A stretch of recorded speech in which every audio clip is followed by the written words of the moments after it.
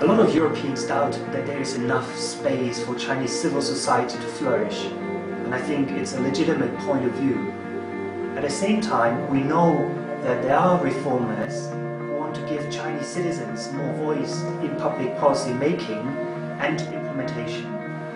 So by sharing European experiences through dialogue and cooperation, we can actively support Chinese civil society organizations.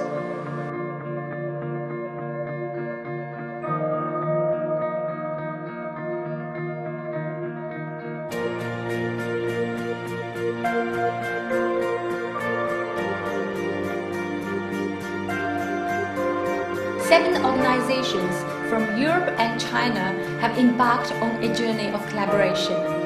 They will implement 8 dialogues, 2 international conferences, and 16 participatory public policy initiatives.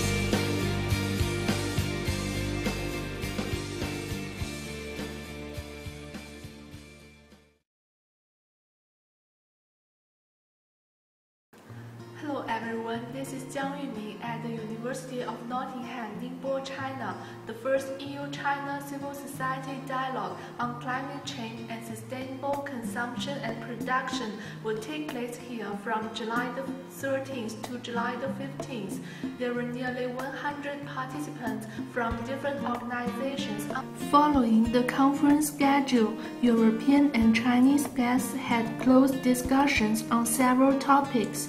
Among those topics, the poisonous apple issue attracted our attention. It shocked both business companies and environment-protecting organizations.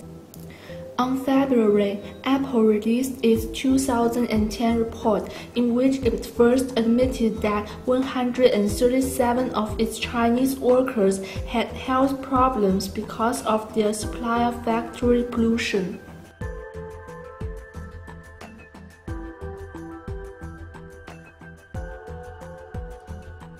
苹果公司就为了插上一个小小的 logo， 它就能使137名员工受到伤害，而且这个伤害是非常严重的。这些年轻的女工可能将来没有生活能力、没有生育能力等等等等的。那我觉得，如果是有良心的人，这个消费者他要知道了这些真相，他也会对苹果这个产品有所想法。所以我们呢就想告诉大家。 消费者应该多了解这样的信息，做到绿色选择。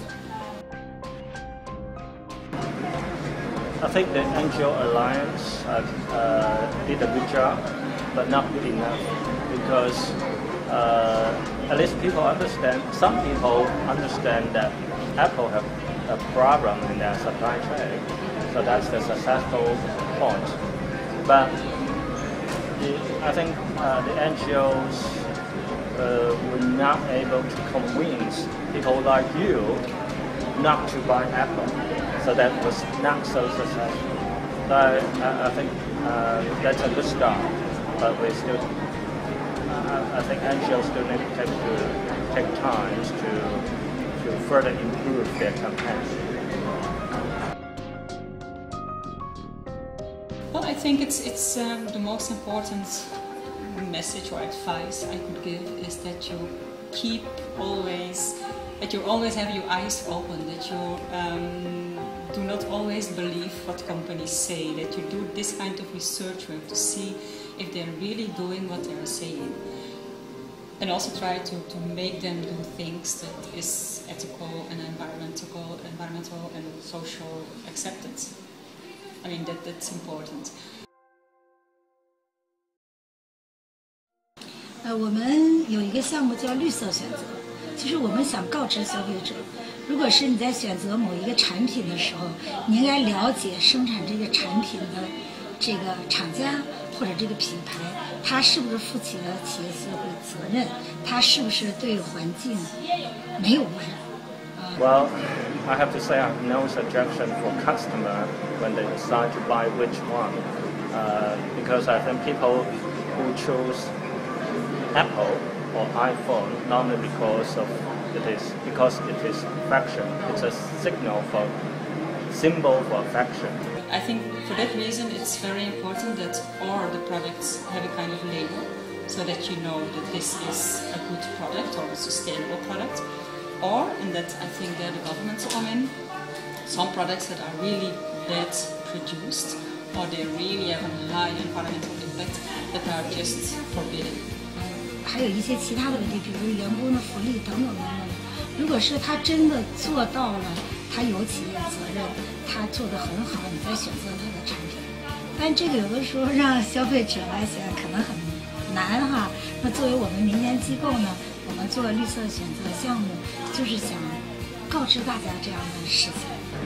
I think they need to understand who are using iPhone, and then you talk to those people, tell them about the pollution, about the supply chain problem of Apple, to see what happens. And if they have some concern, then they will change their decision. Maybe they will not buy an Apple. We need kind of product norms.